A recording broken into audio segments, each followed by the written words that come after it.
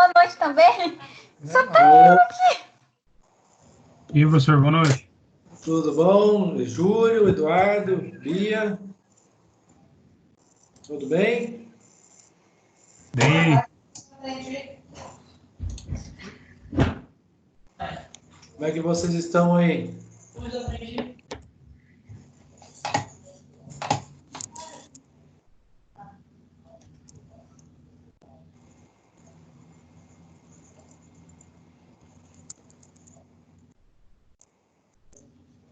Tudo bem com vocês aí?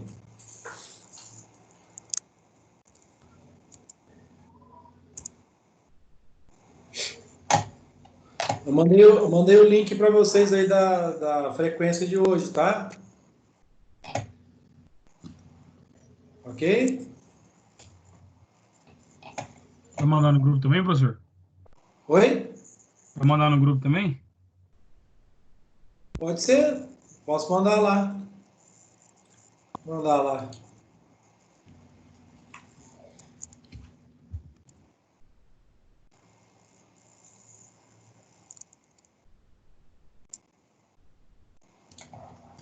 Tô mandando, tô colocando lá, tá?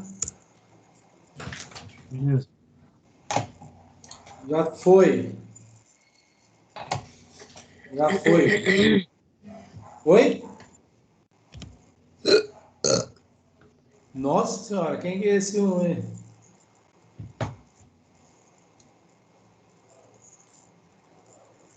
Quem que é esse que tá com a saúde em dia aí?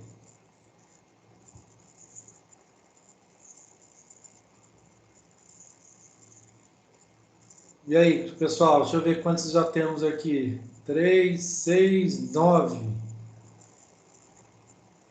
É pouco para reunião, né?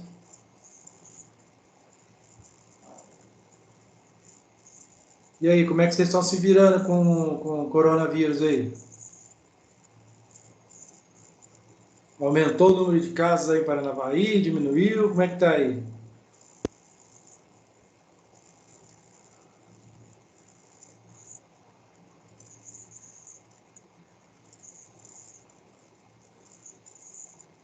Vocês estão me ouvindo?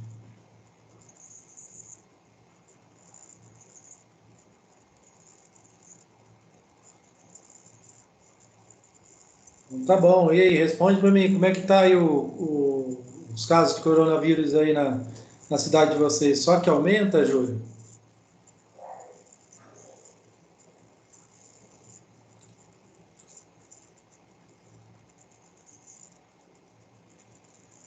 Só que aumenta, né? Tá osso, né, Júlio?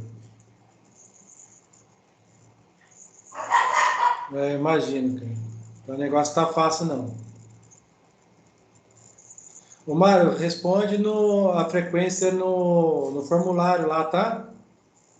Eu coloquei o link aí no chat e coloquei também lá no grupo lá. Tá bom? Boa noite, Sabrina, tudo bem? Boa noite, João, Tyron. Quem mais? Rafaela, né? Acho que é Rafaela Perim, né? Rafael Perim. O Rodrigo, a Mari. Boa noite a todos aí, tá? Vamos lá, vamos dar continuidade, né, ao assunto da semana passada, ok? Vou compartilhar com vocês aí o material que consegui disponibilizar lá, tá lá no Moodle, tá? Ok? Essa semana eu vou disponibilizar para vocês também mais uma atividade remota para vocês irem praticando para a prova já, tá bom?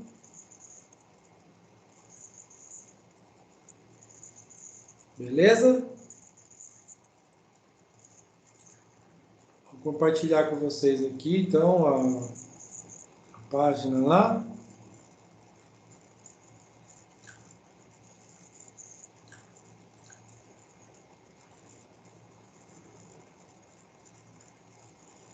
Vocês estão vendo aí essa página aqui, que seria mecanismo de retração? Nós estamos continuando o assunto patologia em revestimento de fachada, tá? Vocês conseguem ver aí a tela? Está compartilhando com vocês aí? Sim. Sim, né? Então tá ótimo. Vamos lá então. Ao telefone, Giovana.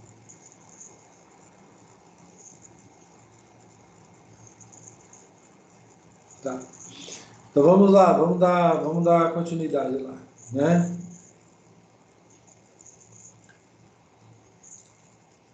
Bom, então nós vamos dar continuidade ao assunto mecanismo de retração,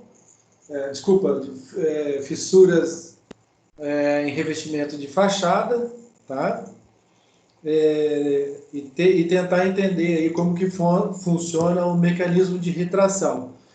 É bom a gente frisar o seguinte, que o revestimento de fachada ele é feito de cimento, cal, areia, na maioria das vezes. Tem revestimento que é cimento, areia e cerâmica, ou argamassa colante e cerâmica. Tem revestimento que é feito só de cimento e areia, mas o importante é que tem a pasta do cimento e tem a areia, né, na composição. E por que eu estou falando isso? Porque o fenômeno de retração, ele é causado, né, nessa mistura, né, cimento, cal e areia, ou cimento e areia. E então, o mesmo raciocínio serve para concreto, porque o que o concreto tem? Cimento e areia, tem o que tem a mais, a brita, né? Então, o concreto, tanto o concreto quanto a argamassa, eles estão sujeitos aí à mesma solicitação, né? Vamos dizer assim, solicitação química, solicitação física, né? Solicitação mecânica. Então, os dois têm aí uma similaridade nesse sentido, né? Então, estou falando argamassa e concreto tem essa familiaridade, ok? O Gustavo, coloca lá no formulário lá a presença, tá? Tem um formulário, o link está um pouquinho mais acima aí no chat da reunião. E está lá no grupo também. Então, beleza. Vamos dar início, então. Hércio Tomás, né, explica que as fissuras envolvidas por retração das argamassas apresentam distribuição uniforme, né? Então, a fissuração na parede, ela parece uma teia de aranha e ela se mantém uniforme quando toda ela sofre com a retração, né? Então, a fissuração as distâncias são praticamente uniformes, a forma de abertura é uniforme, né? O diâmetro a abertura da fissura é uniforme, então ela é bem uniformezinha na sua manifestação. Inúmeros fatores intervêm na retração. Os principais são a granulometria do agregado. Quanto mais elevado for este volume, né, então a granulometria do agregado, se eu tenho um agregado muito grosso, por exemplo, né, uma areia grossa, o volume de vazios a ser preenchido é maior do que se eu tiver uma areia média, por exemplo. Por que a gente usa na argamassa de assentamento ou na argamassa de reboco uma areia média, né? No geral, é uma areia média que a gente usa. Eu poderia usar areia fina? No reboco até posso usar areia fina. Mas a areia grossa já não é recomendado. Primeiro porque não dá o acabamento liso, né, com a areia grossa. A areia grossa a gente usa muito no chapisco. Mas aí no embolso e no reboco, recomenda-se areia média. Por quê? Porque a areia grossa, ela promove um volume de vazios a ser preenchido, e ele vai ser preenchido por quem? Pelo cimento, pela água, né? Então, isso demanda mais cimento, demanda mais água.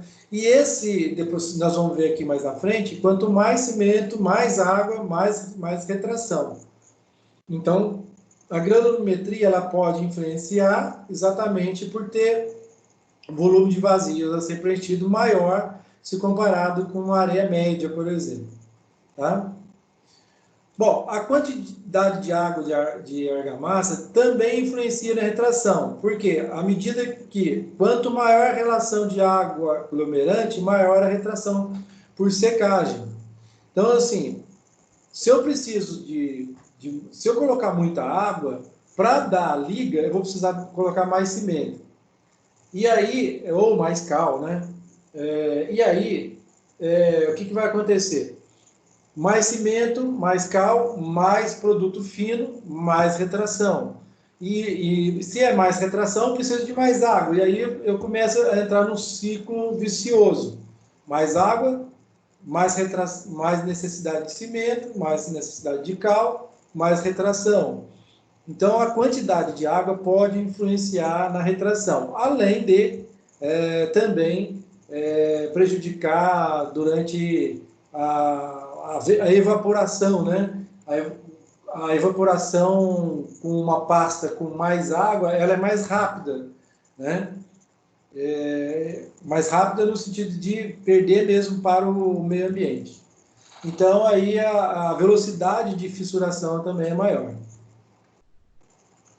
Bom, as condições ambientais, né, se influencia, se eu estiver executando um revestimento numa parede ensolarada, a velocidade de evaporação é maior, né? Então, eu tenho que manter... o ideal seria fazer o revestimento da fachada no momento em que ela estivesse sombreada. É óbvio que nem sempre a gente consegue isso, mas as condições ambientais também provocam a perda por evaporação, perda da argamassa, né? Perda de água da argamassa por evaporação. Então, eu preciso tomar esse cuidado. Outro fator também é elevação da temperatura. Então, executar o revestimento no sol do meio-dia, 2 horas da tarde, também não é recomendável, né? Escolher períodos da manhã, dar um intervalo de almoço um pouco maior para o pessoal, aí volta a executar o revestimento mais para o final da tarde. O vento também, muita condição de vento também sobre o revestimento, também pode fazer com que acelere a secagem da argamassa, e aí ela pode aparecer fissurações, né? Então, quando a gente observa aí numa fachada fissuras mapeadas no revestimento, normalmente a gente está ligado a essas condições que a gente está falando aqui, tá? A quantidade de aglomerante, como eu disse ali, a relação água-cimento, né? Então, a quantidade de aglomerante, ela pode também influenciar. Quanto mais cimento, mais cal, maior vai ser a retração. Então, quando a gente determina o traço, esse traço ele deve ser feito de uma forma que não vai ser mexido, né? Então, por exemplo, você tem um pedreiro lá, e o traço dele é 1:2:9. 1 volume de cimento, 2 volumes de cal e 9 volumes de areia, né? O que acontece? Se você mudar de pedreiro e você passar o traço para ele, esse traço, os pedreiros, um vai gostar de mais água do que o outro. Pode acontecer isso. E às vezes o mesmo traço pode provocar diferença, porque ele está colocando mais água. Aí o que o cara faz? Quando ele coloca mais água, ele vai precisar de mais aglomerante para fazer a mistura, ou mais cimento, ou mais cal. E isso pode provocar fissuração, tá? que provoca mais material fino, provoca a retração do revestimento. Para Tomás, né, dentre esses fatores, pode dizer que o que influencia mais a retração é a relação água-aglomerante, né, quanto essa relação de quantidade de cimento e água, né, e que a retração é resultado de um mecanismo relacionado ao processo de variação na umidade na pasta do aglomerante. Então, o volume é alterado, né? Ao ser aplicada, a argamassa perde água de amassamento para a base por meio de sucção, o qual é tanto mais acentuado quanto mais poroso forem os componentes da base. Então, isso aí a gente vai ter a ver um pouquinho mais à frente, mas o que ele está dizendo é o seguinte, lembra aquela vez que eu fiz um experimento aqui? Eu tenho uma peça de concreto com superfície lisa e uma peça de cerâmico altamente absorvente. A velocidade com que o bloco poroso puxa a água pode influenciar na perda de água da pasta de argamassa para o bloco, né? E aí promove a retração. Então, a gente fazendo uma recapitulação dessa página aqui, os mecanismos de retração podem ser em função da granulometria do agregado, em função da quantidade de água, em função das condições ambientais, em função da quantidade de aglomerante usado e em função da perda de água de amassamento por efeito de sucção do bloco. Tá? Então, são esses os fatores que podem levar à fissuração de um revestimento de fachada, tá? Um dos fatores, os principais fatores. Vamos ver se tem perguntas até agora. E a areia fina não dá para o reboco? Tá. A areia fina pode ser usada para o reboco. Eu falei aí durante a explanação. Entre os três tipos de areia, grossa, média e fina, você pode usar a média e a fina, tá? No reboco, especificamente, o pessoal até usa mais a fina. Por quê? Porque a fina, ela dá um melhor alisamento. Melhor alisamento. Tem uma pergunta que eu não estou entendendo aqui. Não vai ganhar, professor? Eu não entendi. O que eu não vou ganhar?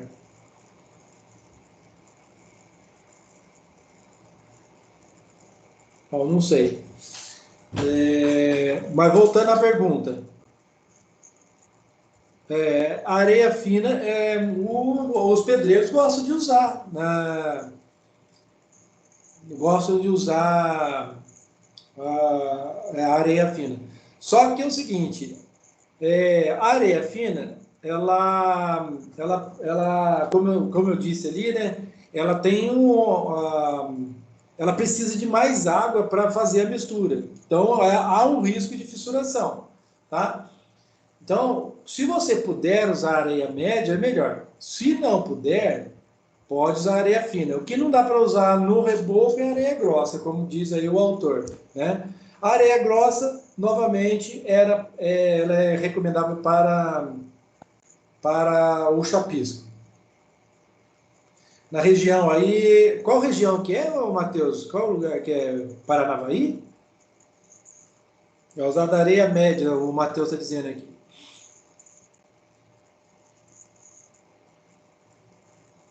Ah, tá, de Paranavaí. Uhum. Aqui em Maringá, eu vejo o pessoal usar tanto a média quanto a fina para reboco, tá? Ok? Vamos dar continuidade lá.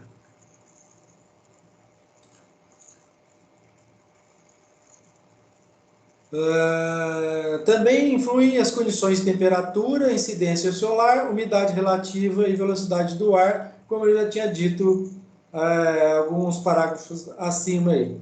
Essa perda de água ocasiona movimentação reversível ou irreversível, estando a primeira, reversível, relacionada à capacidade de absorção da água do sistema de base, né, que é o bloco, e a outra relacionada ao processo de secagem. Então, o que ele está dizendo aqui? A perda de água, ela pode ser reversível quando o bloco é muito absorvente. Por que ela pode ser reversível? Se você aspergir água no bloco, ele não vai sugar a água da argamassa. Já a irreversível é quando você está executando um revestimento sobre uma parede que recebe muito vento, muito sol. E aí, mesmo que você venha a aspergir água, o risco de fissuração é grande porque a argamassa perde a água para o meio ambiente, para o calor, para a velocidade do ar, né, para o vento. Então, ela seca muito rápida. E isso provoca fissuração. Só que são condições que muitas vezes são inevitáveis, né? A irreversível.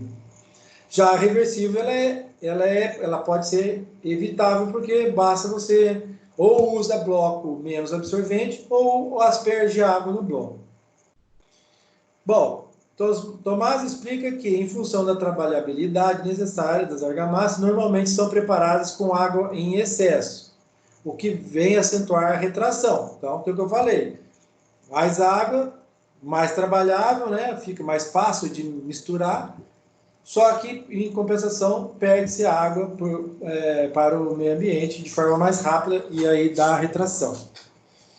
É importante distinguir 3 formas de retração. Tá? Quando a retração ela pode ser química, quando o cimento entra em contato com a água, né? Então, lembra que eu falei para vocês? Misturou a água no cimento, gera muito calor, a redução de volume, então, retração química, reação química. Retração por secagem, né? Que a gente acabou de falar aí, a quantidade de água em excesso, aí perde-se por evaporação, condições solares, né? Condições de vento. E a retração por carbonatação, ou seja, existe alguns tipos de cal, né? Que ela vai reagir, mas essa reação ela é demorada, ela não acontece imediatamente. Se você pegar, por exemplo, fizer uma mistura de cimento e areia, cimento e água, faz uma mistura de cimento e água, passa numa cerâmica, tá? No mesmo instante, você vai fazer essa mistura, uma mistura de cal e água, e passa também nessa mesma cerâmica. O que você vai observar? Que em 1 hora, mais ou menos, a pasta de cimento com água, ela já endurece, ela seca, né? Porque a reação química é mais rápida. Já a pasta de cal, você vai observar que ela vai demorar mais para secar, tá? Ela vai levar mais tempo, mais horas para secar. E isso acontece porque a própria carbonatação da cal é lenta. Só que por ser lenta, ela pode reagir também enquanto aquele reboco estiver secando na parede. E aí isso também não pode ser muito bom. Então, por isso que os pedreiros, eles já sabendo disso, o que eles fazem? Eles dão aquela misturada, se for cal hidratada, eles dão aquela misturada da areia com a cal, e a própria umidade da areia já vai fazendo aquela reação. Eles colocam o cimento por último. E muitas vezes, eles até levam uns 30 minutos, 40 minutos para adicionar o cimento. Já a cal virgem, como eu já falei antes, só 24 horas depois. Então, você faz aquela mistura de cimento, da cal com a areia, coloca até um pouquinho de água, deixa ela maturando 24 horas e depois, só no dia seguinte, você coloca o cimento. Então, por que se faz isso? Para que na parede a cal não venha a reagir. Ok? Vê se tem perguntas até aí. Boa noite, Edna. Chegou atrasada, hein? Vamos ver o que ela vai dizer aí, por que chegou atrasada. Ô, Carlos, só lembrando aqui que tem que preencher aí o formulário da aula presencial aí, né? Desculpa, da formulário de presença. Coloca lá para mim no formulário a sua presença lá, tá? Bom, o autor diz, além dos fatores internos à massa, que é a água com aglomerante, né? Ou a granometria do agregado, ele enfatiza outros fatores, né, que influenciam na retração das argamassas de revestimento. Então, a aderência com a base. A aderência com a base, então, se eu tenho um bloco muito absorvente, vai ser mais aderente, em contrapartida, né, perde-se água para o bloco. Número de camadas aplicadas, né? Então, se uma dessas camadas retrai, eu posso ter problemas de retração, né? Então, se o chapisco retrai, influencia no embolso e assim por diante. A espessura das camadas, ó, um revestimento muito fino retrai, um revestimento muito grosso também retrai. Então, por isso que a norma ela já determina revestimento externo 2 a 3 centímetros, revestimento interno de 10 a 20 milímetros, né? De 1 a 2 centímetros. Novamente, o externo de externo de 2 a 3 centímetros, 20 a 30 milímetros. E interno de 10 a 20 milímetros. E também o tempo decorrido entre a aplicação e a próxima camada, né? Então, é óbvio, eu não posso executar o embolso sem antes aguardar os 3 dias de cura do chapisco. 3 dias de cura do chapisco, tá? É pergunta de prova. Quanto tempo eu aguardo a cura do chapisco? 3 dias. É o tempo de cura necessário. O chapisco é só cimento e areia, né? Então, 3 dias, no máximo, né? No mínimo 3 dias, desculpa. Se tiver um dia muito ensolarado, muito calor, até 2 dias é aceitável. Uma forma interessante de você saber se o chapisco já curou é você passar a mão nele. Se você passar a mão nele e ele cair, o chapisco sair na sua mão e cair uma parte no chão, é porque não deu a cura ainda. Se você passar a mão e ele não cair, é sinal de que ele já está bom. Se você passar a mão e machucar a mão, melhor ainda. Tá? E do embolso para o reboco é de 14 a 21 dias, viu? Então, você fez o chapisco, esperou 3 dias, fez o embolso, tem que esperar de 14 a 21 dias, dependendo das condições climáticas aí, tá? E esse que vocês estão vendo aqui, essa figura aqui, é como que a fissura de retração ocorre numa parede de fachada, né? Então, fissuras de retração provocadas em função de diversos fatores, tais como traço inadequado, então, muito cimento, muita água. Opa, até que enfim apareceu alguém. Opa, tudo bom, professor? Professor, qual que é uma norma de conformidade, desculpa, que a gente pode usar para verificação? Para verificação ou para você executar? Não entendi. Não, eu que não entendi a pergunta sua. Para verificação ou para execução do revestimento? Para execução, para que a gente possa seguir ela, para que não haja... Para que não crie patologia. Isso, tá. A norma que vocês usam para revestimento de fachada é a 7200, que é de argamassa, e a 13749. Essas duas auxiliam aí a execução do revestimento. Tá? Entendi. Quem que é? Obrigado. É o Colombo. Ô, Colombo, beleza. Tem uma pessoa perguntando para mim aqui, é o Mário. Qual é embolso, não embolso, tá, Mário? É embolso. Vou escrever aqui, ó. Embolso.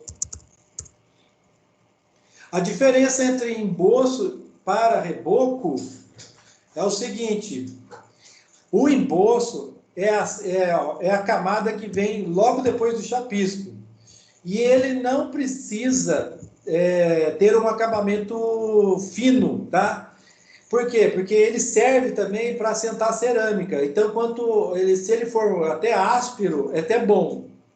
Já o reboco, não. O reboco é a última camada do revestimento e ele tem acabamento fino, tá? Então, você tem que passar a esponja para alisar o máximo possível para dar um acabamento bem alisado, né? Então, o reboco é a última camada. Ó, o revestimento ele é composto de chapisco, emboço e reboco. Chapisco é a primeira camada, é a mais fininha. O Thaís responde lá a frequência lá no formulário, tá? Então, chapisco é a mais fininha e o traço dela é só de cimento e areia. O emboço é uma camada que fica no meio, né, entre o chapisco e o reboco. Você pode usar um acabamento menos liso. E o reboco é a última camada, lembrando que a soma das 3 camadas é de, no máximo, 3 centímetros, tá? Ok? Deixa eu ver se tem mais alguma pergunta. Acho que não. Vamos dar continuidade aí, então. Ô, professor, numa obra que eu... Professor, Pois não, pode falar. Alô? obra que Oi, Colombo. eu... Alô?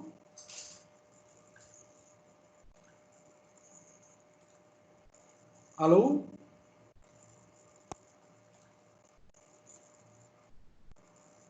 Saiu? Caiu? Posso dar continuidade aqui? Depois tenta de novo aí.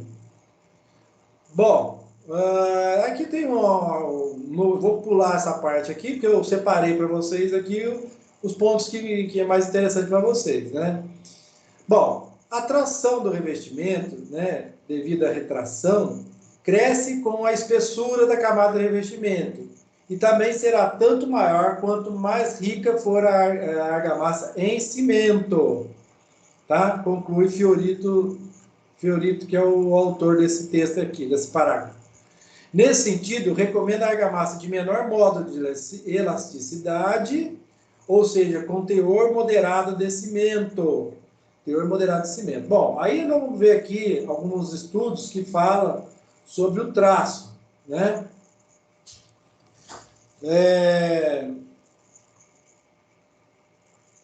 Mais para frente aí que nós vamos ver, tá? Então vamos ver aqui algumas alterações químicas da argamassa. Os 3 tipos de alteração química que se manifestam numa argamassa com frequência são a hidratação retardada das cális, né, que é a cal, ou a cal virgem ou a cal hidratada. Então, a hidratação retardada, não é a hidratação lenta, né? O ataque por sulfatos, pode ser até mesmo gases de escapamento, poluição, né? E a corrosão de armadura. Esses três itens podem ocasionar alteração química no revestimento, tá?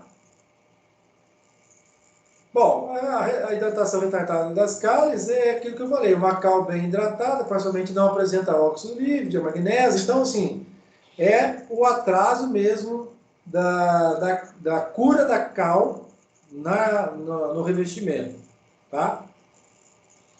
São vários agentes químicos de origem externa que atuam sobre o edifício e, consequentemente, sobre o revestimento.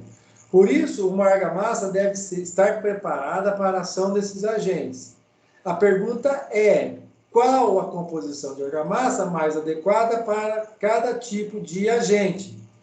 Então, assim, se você for se aprofundar no assunto, né, você vai ver que tem determinados traços de argamassa que atendem a uma determinada solicitação, da mesma forma que o concreto, né? Se eu vou usar um concreto para uma rede de esgoto, por exemplo, uma galeria de um tratamento de esgoto, tem alguns determinados tipos de cimento que eu não posso usar, né? Porque a reação química dos dejetos do esgoto pode atuar, né, contra a pasta de cimento, contra o concreto mesmo endurecido. Da mesma forma, a argamassa que está na parede também, ela sofre com alguns agentes, né? Eu vou dar um único exemplo para vocês, porque são vários, mas uma fachada, por exemplo, muito ensolarada, eu vou dar dois traços aqui para vocês e vou fazer uma pergunta. Numa fachada ensolarada, eu poderia usar o traço 1 para 1 para 6 e 1 para 2 para 9, ou seja, se eu usar 1 para 1 para 6, seria 1 de cimento, 1 de cal, 6 de areia. E já o outro traço seria 1 de cimento, 2 de cal e 9 de areia. Dentre esses dois, qual se comporta melhor numa fachada ensolarada? Vamos ver se tem alguém aí que possa me responder essa pergunta.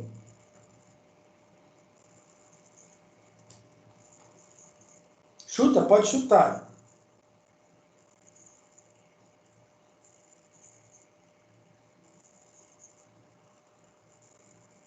Ninguém vai chutar? Oi? Repete a pergunta. Repete a pergunta. Repete a pergunta? Sim. A pergunta é: eu tenho dois traços para ser executado numa fachada ensolarada. Tá? Um traço é um 1 para 1 para 6, 1 de cimento, 1 de cal, 6 de areia. O outro traço é 1 para 2 para 9. 1 de cimento, 2 de cal e 9 de areia. Qual traço seria o mais recomendável para essa fachada que recebe muito sol? A2. A2. Quem que respondeu? A Edna. Edna, é isso mesmo, é A2. Por quê? Porque, primeiro, tem mais cal. E a cal, ela reage, ela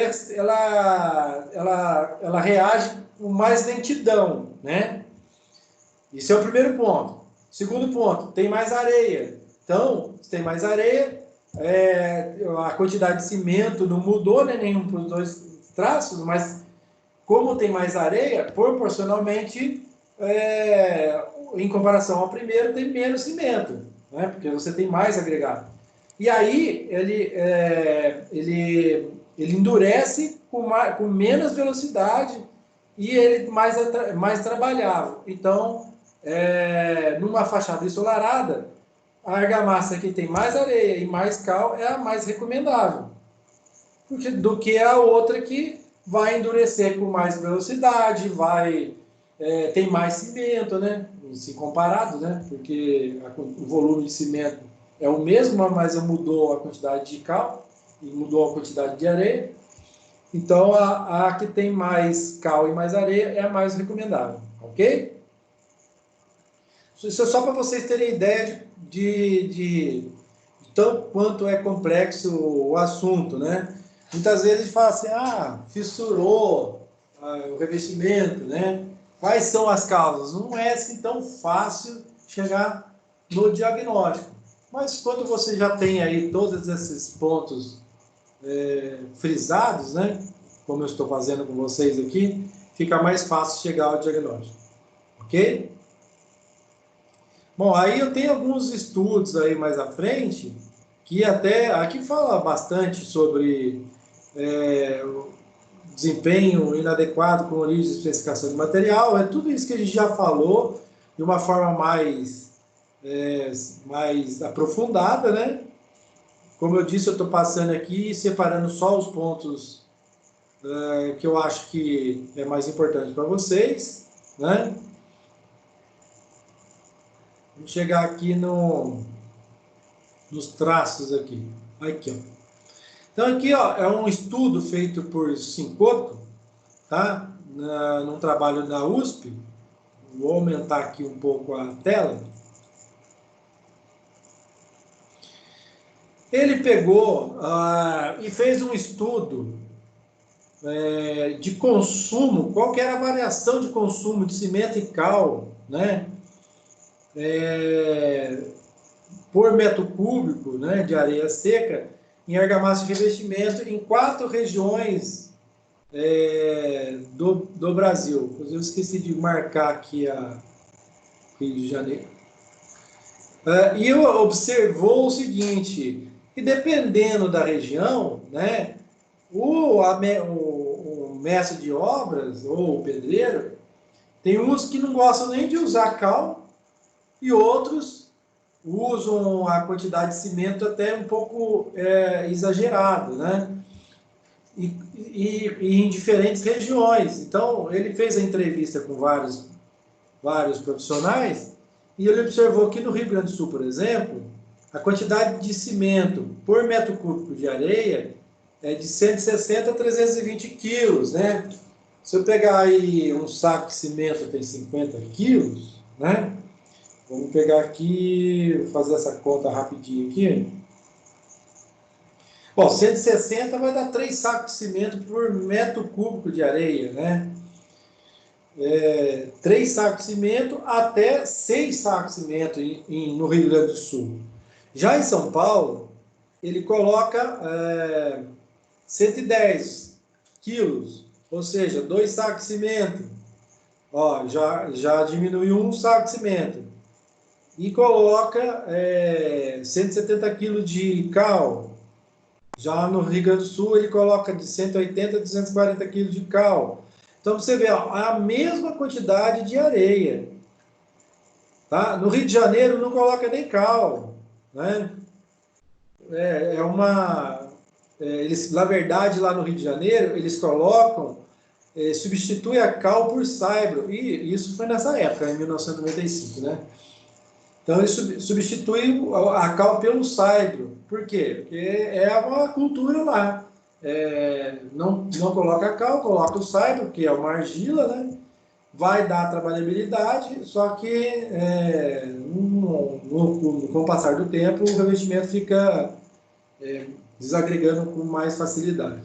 Em Minas Gerais, é o valor mais alto aí de cimento, né? 190 quilos. E uma relação mais baixa de cal. Né? Para você ter uma ideia aí de quanto o pessoal usa em diferentes regiões.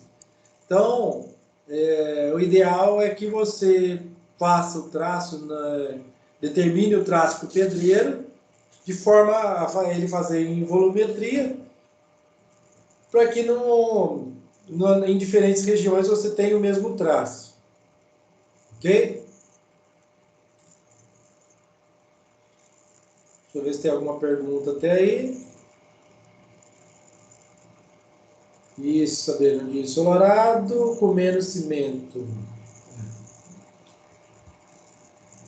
Tá? Vamos voltar lá no texto. Bom, a baixa resistência de aderência, ela se dá em algumas argamassas aditivadas. Isso porque nós estamos falando aqui de argamassa que já vem preparada da indústria, tá? aquela caixa preta que nós falamos na aula passada, né? Então, quando você tem aí aqui em Maringá tem muito, é habitual isso.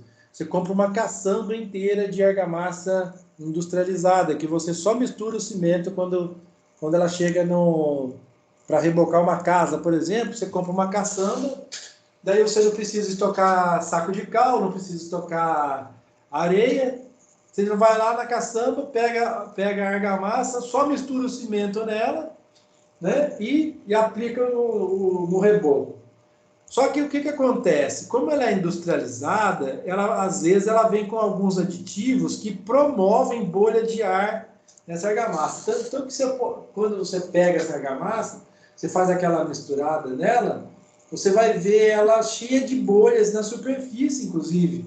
Essas bolhas, elas estão presentes também dentro da argamassa. Então, quando você aplica essa argamassa na parede, essas bolhas, elas podem provocar uma falha de aderência do bloco, tá? Porque o bloco vai tentar puxar a argamassa, e aí a bolha, ela promove uma pequena barreira. Então, já aconteceu de reboco cair, porque tinha tantas bolhas presentes dentro da argamassa que não aderiu direito à parede, tá? Já aconteceu, já peguei fachada de prédio com esse problema, e é exatamente por ter usado argamassa industrializada, tá?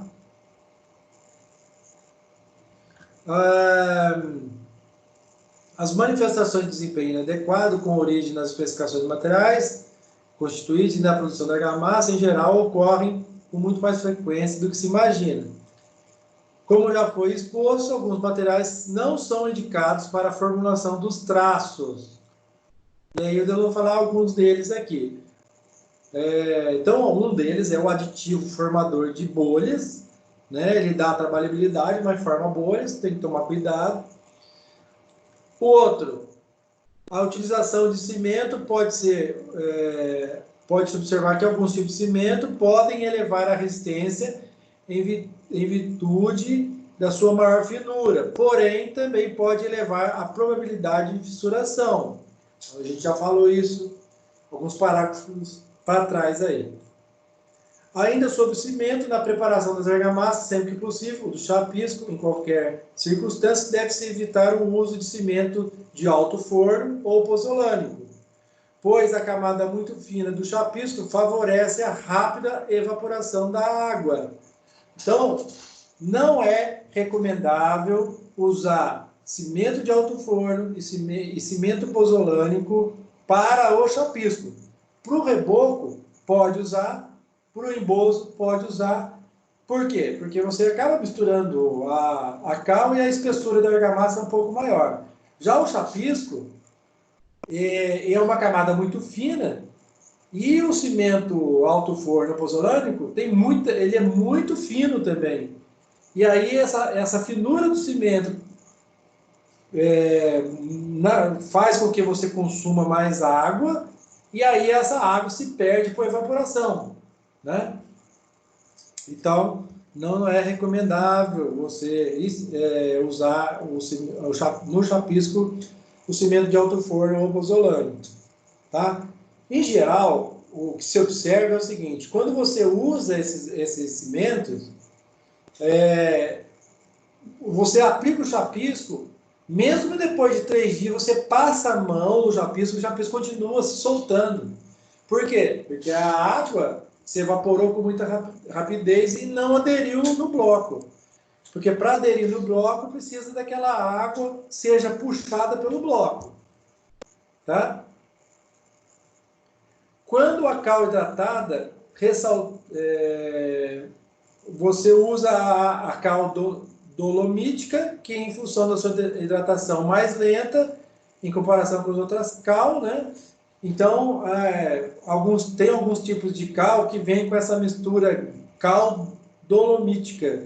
Também é recomendável que não se use, porque ela é uma das cal que mais demora para reagir né? Então, mesmo depois de aplicado na parede, ela continua reagindo e promove fissuração. Quantos tipos de agregado? O uso indiscriminado de materiais siltosos, que são as argilas, né? Então, revestimento com muita torrão de argila, ou até mesmo pedaço de madeira, eu já vi muito isso, né? É importante que você evite esse tipo de material siltoso ou com um pedaço de madeira. E o uso de água em excesso na preparação da argamassa também pode induzir a fissuração, ok? Então, esses são os pontos aí durante a mistura. Por último, um cuidado maior na hora de empregar os aglomerantes, pois o excesso dele também provoca fissuração. Então, não usar muito cimento, nem usar muita cal. Ok? Bom, agora nós vamos falar um pouquinho sobre desempenho inadequado após a aplicação da argamassa, ou seja, ela já está em estágio de endurecimento. Ok? Vamos ver se tem algumas perguntas aqui. Qual a relação do custo entre a argamassa feita em loco e a industrializada? Pô, aí você me pegou, hein, Edna? Porque eu não trabalho, faz muito tempo que eu não faço compra de material. Mas o que eu posso lhe dizer é o seguinte, pelo que eu já ouvi falar, o custo não tem muita diferença, tá? Só que você economiza espaço, né, no canteiro de obra, porque a argamassa industrializada, ela vem numa caçamba pronta, é só você pegar a argamassa, essa argamassa de areia e aditivos e cal, sei lá do que ela é preparada, né? E aí você só estoca cimento. Agora, quando você prepara no canteiro, você tem que ter o estoque tanto de cimento quanto da cal e fazer a mistura. Então, assim, pelo que eu sei, não tem muita diferença de valores. Apenas a facilidade de estocagem e parece que é uma argamassa também muito trabalhável, de fácil trabalhar, né? Mistura com facilidade. Só que a argamassa industrializada é uma verdadeira caixa preta. Ok? Espero ter respondido a sua pergunta aí. Bom, falhas decorrentes do modo de aplicação do revestimento. Então, o modo de aplicação, nós estamos falando aí,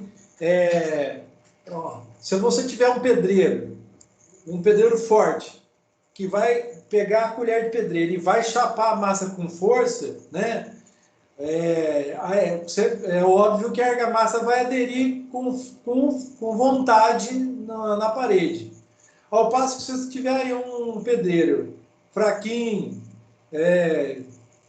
que não vai ter energia suficiente para empurrar aí a argamassa, então você pode ter aí uma argamassa que não aderiu muito bem à fachada, né? A parede aos blocos, as paredes de bloco.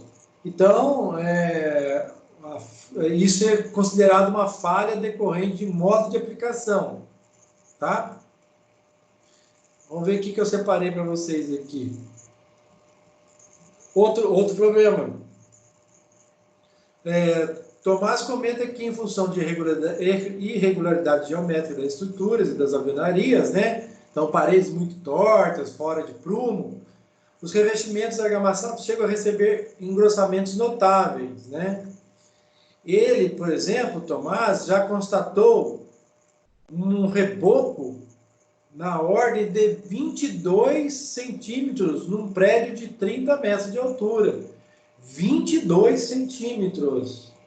Não é 2, é 22. 2, de 2 a 3 é a espessura do revestimento que a norma brasileira fala. 22 centímetros foi o que ele pegou. Então, eu nunca peguei um revestimento de 22 centímetros, mas já peguei revestimento aí de 7, 12 centímetros. Então, é muita coisa. E aí, é óbvio que você tem o risco muito grande de falhas de aderência no revestimento, risco muito grande de fissuração, né? Porque é muita espessura de revestimento.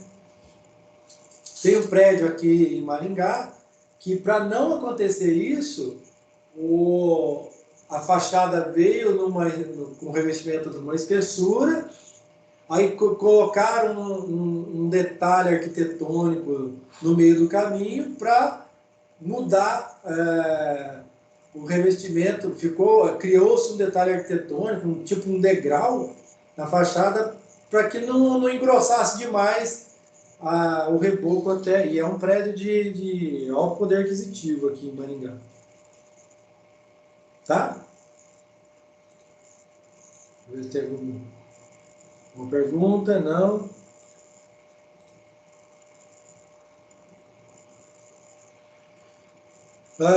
Falhas decorrentes de movimentações hidrotérmicas e térmicas, né?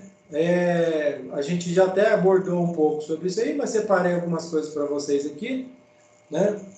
Então, térmicas, intensidade de radiação solar, né? Temperatura superficial do revestimento, pode influenciar, pode provocar fissuras de origem térmicas. A rugosidade da superfície, né? Então, se eu tenho um bloco bastante rugoso, vai puxar mais água, e um bloco muito liso vai puxar menos água. A velocidade do ar, né? O vento também pode provocar aí fissuras de retração térmica. E as propriedades térmicas das argamassas, por exemplo, como eu já disse aí, o uso de mais de cimento, né, gera um calor maior, né, e aí provoca a fissuração. As fissuras de origem térmica nos revestimentos são regularmente distribuídas e com aberturas bastante reduzidas. Então aqui você tem aqui no lado esquerdo aqui uma fissura de retração térmica, de origem térmica. Você pode observar que são regulares, né? Da forma que está aqui no desenho ao lado. Tá? Vamos ver aqui. Movimentações higroscópicas, que é a perda de aderência entre a camada e o substrato, são os ciclos de molhagem e secagem. Então, esse autor diz o seguinte, que o revestimento ele pode ter perda de aderência devido aos ciclos de molhagem e secagem. Então, você acabou de aplicar o revestimento, e aí choveu, depois veio um sol forte, secou, né? Então, isso aí pode provocar uma perda de aderência, ou até mesmo uma argamassa que precisa lá de aquela quantidade de água para curar, e vem uma chuva forte e altera, né, satura a argamassa. Então, pode provocar aí perda de aderência do revestimento. As fissuras causadas por movimentações higroscópicas se apresentam bastante semelhantes àquelas devido à movimentação térmica. Ambos têm consequências provocadas por variações de volumetria, né? Então, secagem muito rápida por conta do calor diminui a volumetria. E a chuva aumenta a volumetria. Então, ambas provocam fissurações. Tá? Tomás comenta que a quantidade de água absorvida por um material de construção depende de dois fatores, a porosidade e a capilaridade. Então, se é mais poroso, né, tem os furos capilares maiores e eles sugam mais água. O fator importante é a variação do teor de umidade dos materiais, né? Na capilaridade, a secagem provoca o aparecimento de força de sucção, e aí, se o bloco tem muita sucção, tira-se a água da argamassa, e aí pode provocar fissuração. Ok? Falhas decorrentes do substrato inadequado, que é a base, né? Então, se eu tiver um bloco muito absorvente, um bloco pouco absorvente, então isso aí pode influenciar. Ok? Deixa eu ver se eu separei alguma coisa para vocês aqui nesse sentido. Sim, aqui, ó. Então, aqui para exemplificar, né? Um substrato, que é o bloco, tá? Muito liso e muito compacto. Um bloco cerâmico, por exemplo. A pasta não é puxada pelos poros. Então, é uma condição ruim para aderência, tá? Quem afirmou isso foi Cavani, em 2003. O substrato rugoso, não demasiadamente absorvente. A pasta penetra nos poros e cristaliza, como vocês estão vendo aqui, ó. Então, essa aqui é a pasta de argamassa, ela penetra no bloco e cristaliza dentro pelos poros, tá? Então, é um bloco considerado de boas condições de aderência. E um bloco demasiadamente absorvente, aí eu posso ter descontinuidade das agulhas, as agulhas que penetram no bloco, né? Então, e eu tenho risco de dessecação prematura. O que é? A perda de água prematura. E mais condições, aí nesse caso eu tenho mais condições de aderência. Bom, em resumo, os blocos eles devem ser escolhidos pela sua absorção e tem norma técnica para isso, tá? Eu não vou lembrar o número da norma técnica que fala sobre isso, mas tem uma norma técnica que fala lá, um bloco cerâmico deve ter a absorção de umidade de 18% a 22%, já o bloco de concreto de 25% a 30%, e assim por diante, tá? Mas, em geral, assim, um bloco cerâmico, ele se encaixa nesse primeiro aqui, então, por isso que ele necessariamente precisa de chapisco para melhorar essa condição. E um bloco muito absorvente até nem precisaria de chapisco, né? Porque ele já é muito absorvente. Mas o chapisco ajuda a regularizar todas essas condições aqui, tá? Essa, na verdade, é a maior função do chapisco. Regularizar a superfície e fazer com que a superfície fique porosa para aderir o embolso e o reboco. Ok?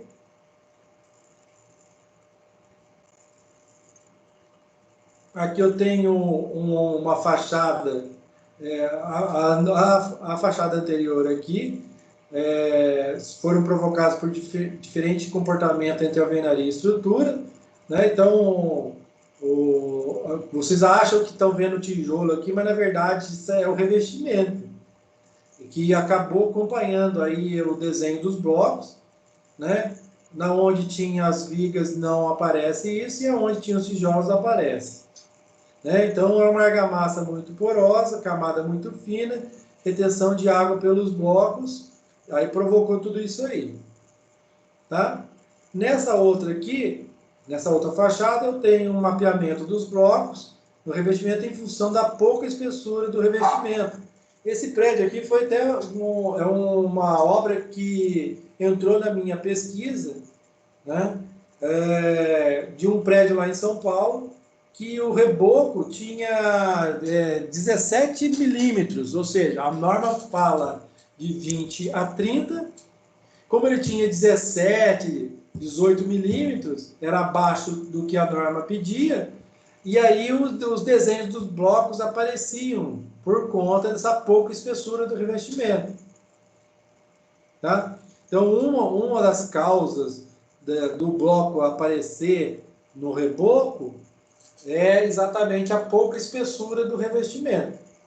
Então, ou é pouca espessura do revestimento, ou o bloco é muito absorvente. Ou uma coisa ou outra. Deixa eu ver se tem pergunta. Eu acho que não. Ok?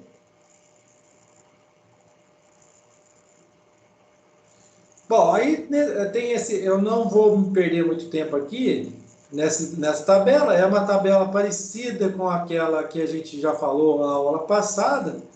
E se vocês tiverem curiosidade, dê uma lida, está na página 93, tá? E aí é um resumo que eu apanhei com o Cincoto, que ele fala sobre as causas prováveis de cada um dos problemas que aparecem na fachada. Então, por exemplo, fissuras horizontais. O que pode ser? Argamassa contendo material siltoso, pode ser expansão da argamassa de assentamento do bloco, pode ser deformação excessiva da estrutura, tá? Fissura de retração, elevado volume de vazios em função da maior finura de agregados, fissuras mapeadas no revestimento em função da retração da argamassa e assim por diante, tá? Então, tem vários problemas e as suas causas específicas, tá? Agora eu vou perder um tempinho com vocês aqui sobre o estudo de caso que eu fiz lá em São Paulo, né? Eu usei aqui, foram 17 obras visitadas, onde eu fiz uma análise dos problemas que a gente mais encontrava nos revestimentos de fachada, tá? Então, eu tenho aí, na fase 1, eu selecionei os edifícios de preferência na Grande São Paulo, porque aí eu tenho a condição climática da cidade de São Paulo, capital, né? Eu priorizei o porte da obra, edifício de médio porte, até 5 pavimentos, né? Porque aí o método de execução é sempre o mesmo, a construtora precisaria usar o andaime, né? Os prédios são sempre da mesma altura. Eu priorizei nessas 17 obras que fossem executadas eram 17 obras de 17 construtoras diferentes, né? Até para a gente analisar aí a qualidade de mão de obra de uma e de outra. A forma de estrutura suporte, né? Então eram obras de alvenaria estrutural de blocos de concreto ou de bloco cerâmico. Não pesquisei prédios de estruturas convencionais, porque a forma de execução de alvenaria estrutural é a mesma, né? Então, o reboco para vedar esses blocos estruturais também era o mesmo. Se eu tivesse uma estrutura de concreto, poderia influenciar o resultado da pesquisa. Na fase 2, né, eu coletei os dados tratados nos capítulos 2 e 3, que eram toda a parte teórica. E aí, o que eu fiz? Eu fiz uma análise do memorial descritivo das construtoras, eu fiz uma análise das argamassas que eles preparavam, fiz uma análise do controle tecnológico do substrato, que é os tijolos, né, da base, né, e das argamassas, para saber se eles faziam o controle tecnológico. Na fase 3, eu fiz uma análise do tipo de argamassa utilizada, a composição da argamassa, a quantidade de água, tentei fazer, né, porque isso aqui era difícil, não consegui obter uma resposta específica disso aqui. Se usava chapisco, qual a média do revestimento, se fazia controle tecnológico, resistência de aderência, por exemplo, se todos esses fatores atrapalhavam o desempenho da argamassa ou não. E aí vamos ver os resultados aqui, né? Vamos ver os resultados. Vou aumentar aqui. Deixa eu ver se tem perguntas. Ô, Bruno, esse material está lá no Moodle. E está aqui também nesse negócio, nesse Teams aqui, tá?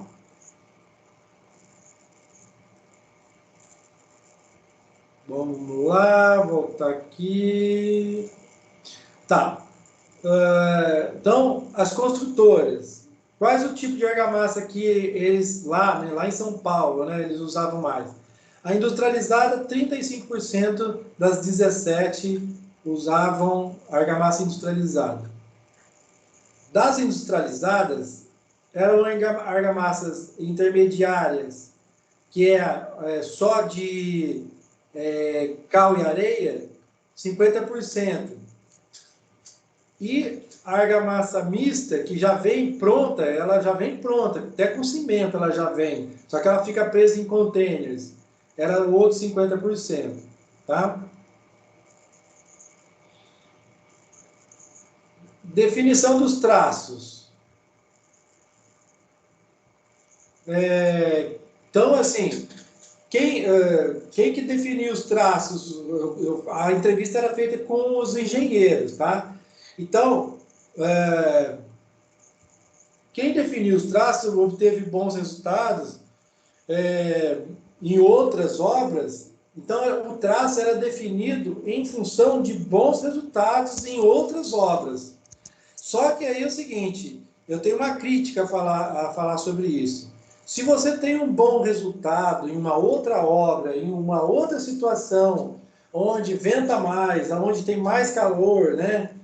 Então, você não pode levar esse traço para uma outra obra que você tem, né? Na verdade, você tem que analisar aí se você vai ter muita insolação, se vai ter pouca insolação ou não, se vai ter muito vento, se não vai ter, se a obra é no alto do morro, se não é no alto do morro, se tem assombreado, se não é. Então, mas 63% dos entrevistados diziam que eles pegavam traço de obras já usadas em outro lugar, que deu certo, eles usavam lá. 9% usava a experiência do mestre e do encarregado. Eu já acho pouco esse índice, né? Porque o mestre de obra tem bastante experiência, sabe muitas vezes de todos esses fatores. Eu acho que, a não ser que você não confie no seu mestre, ou você troca muito de mestre de obra. E 30% obedecia o que estava especificado no memorial descritivo, né? Naquele documento feito lá durante o projeto, e aí quase 30% escolhia o traço definido pelo memorial descritivo, tá?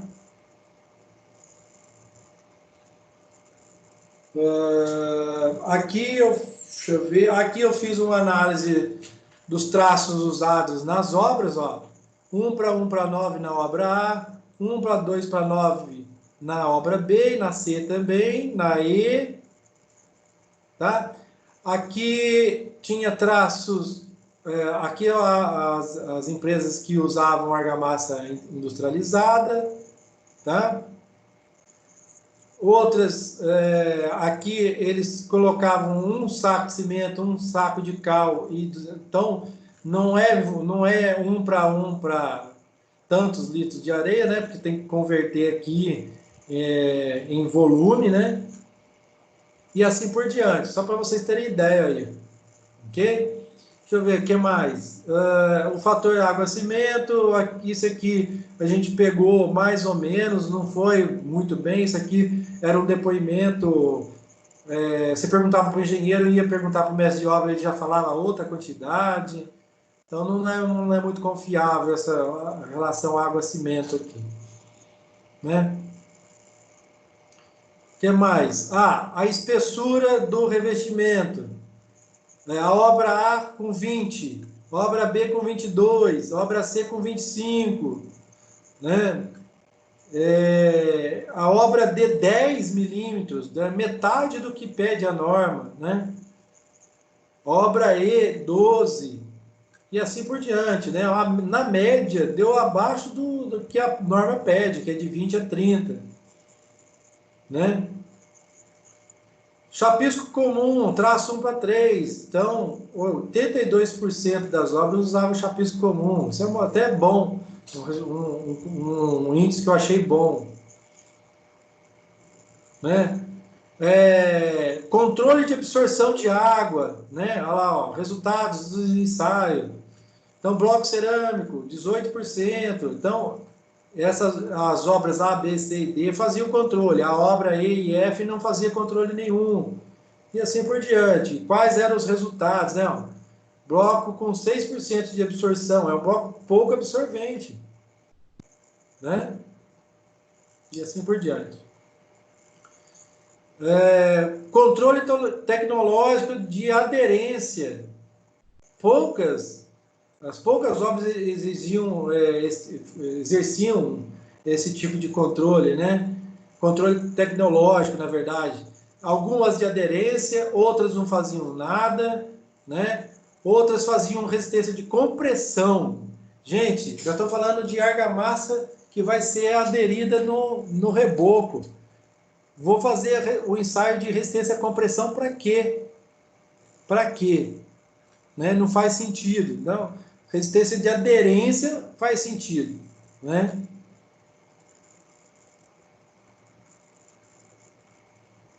Que mais? Vamos ver aqui o que mais.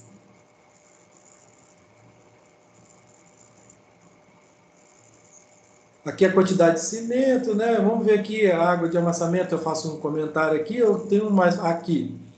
Sobre a espessura, né? Como eu disse, a norma fala de 20, é a mínima, e no máximo 30. Então, quantas obras atingiram o mínimo? A obra B, a obra C, a obra F e a obra N. O resto está tudo ou no mínimo ou abaixo do mínimo. Nenhuma foi até 30. É óbvio, aqui porque vai gastar mais material, né? Então, a espessura máxima, eles não... E como é alvenaria estrutural, os blocos têm que ser muito bem assentados na vertical, então eles conseguiram aí fazer um reboco dentro dessa faixa, sendo que alguns foram bem exagerados aí na economia de material, né? Sobre o controle tecnológico, né, não atenderam o valor máximo de umidade, que seria acima de 30%, né, e que atendeu 66% atendia. Né? Essa aqui é a norma do bloco de concreto, né? A norma de bloco cerâmico é diferente. E aí, sobre os ensaios, né, na argamassa endurecida, apenas 30% faziam. Nas argamassas sobre o substrato, ou seja, argamassa em endurecimento, 57%, mais da argamassa. Né? E assim por diante. Vamos ver se fala aqui sobre as patologias, e aqui está, ó.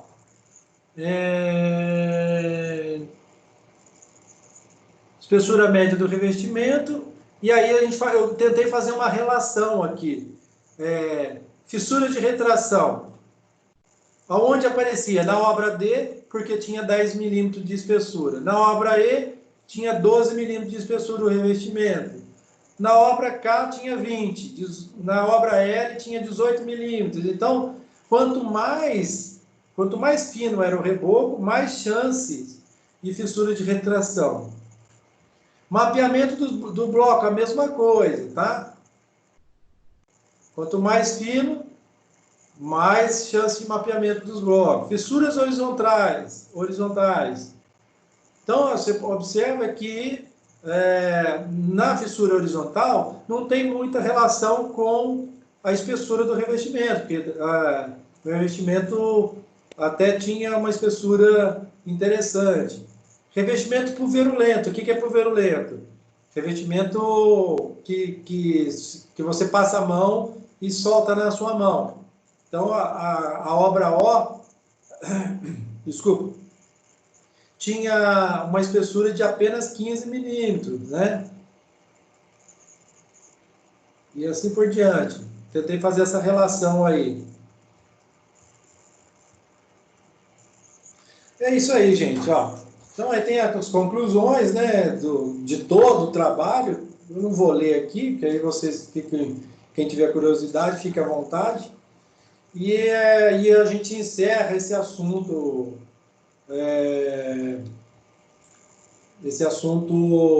patologia de revestimento, tá bom?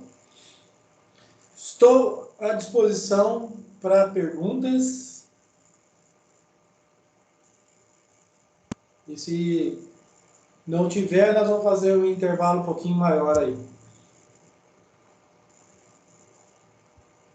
Perguntas? Dúvidas?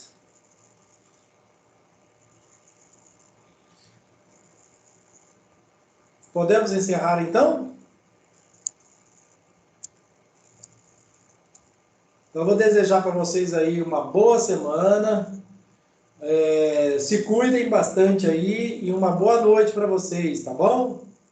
Boa noite, Chayane. Boa noite, turminha. Fique com Deus aí, tá? Boa noite, abraço e beijo para vocês aí.